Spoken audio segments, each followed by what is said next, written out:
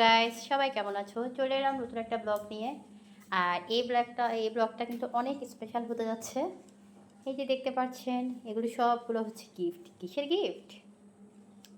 8 বছর পরে এই গিফটগুলো আমরা খুলছি। এটা হচ্ছে আমার বিয়ের গিফটগুলা।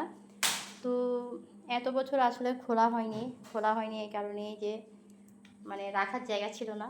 তো এই যে ট্যাং ট্যাং, এখন এখানে আমাদের একটা শো আলমারির মতো বানানো গিয়েছে, বাট এটা মেবি গ্লাস করলে ভালো হতো।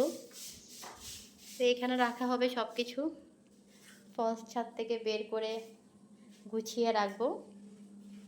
তো তোমাদের কাদের কাদের বিয়ের গিফট এখনও খোলোনি? আমার কিন্তু খোলা আছে, বাট এগুলো দেখেন, এটা কিন্তু একদমই খুলিনি। এই গিফটটা সবগুলো ডিনার সেট, এই যে কাচের টুকিটাকি যা যা আছে আর কি, আরও অনেক আছে, সবগুলো ছাদের উপরে ফলস ছাদে। তো তোমাদেরকে ঘুরিয়ে দেখাবো এবং খুলে দেখাবো কি কি রয়েছে। দেখুন, এটা মেবি বাটি সেট, তারপর গ্লাস সেট, দেখা যাচ্ছে না। গিফট পেতে কার না ভালো লাগে? আমার তো খুবই ভালো লাগে।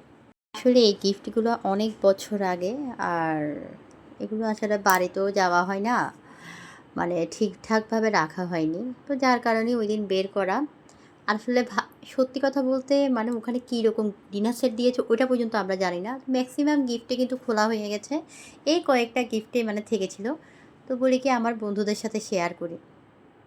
তো তোমরা দেখতেই পারছো, এগুলো সবগুলো প্রায় 4টার মতো ডিনার সেট খোলা গেছে। সবগুলো সাদা, তো প্লাস ফ্লোরাল প্রিন্ট করা, সাদার মধ্যে ফ্লোরাল প্রিন্ট করা, সুন্দরই ছিল। এটা ছিল আরেকটা, এরকম প্রায় 3-4টা। আরেকটা ডিনার সেট মেবি খোলা। আর এই যে বাটি সেট যা যা তখন দেয়া হতো আর কি। আর এগুলো বেশিরভাগই আমার হাজব্যান্ডের অফিস থেকে দেয়া। এই তো, এটা ছিল একটা গ্লাস সেট। আরেকটা জিনিস তোলা হয়নি, খুব সুন্দর আইসক্রিম খাই না, আইসক্রিম দই খাওয়ার একটা বাটি সেট ছিল। বাটি না, ঠিক কিসের মতো বলবো, ওইটা ছিল, বাট ওইটা ছবিটা তোলা হয়নি দেখছি। এটা ছিল বাটি সেট। টাটা, বাই বাই সবাই।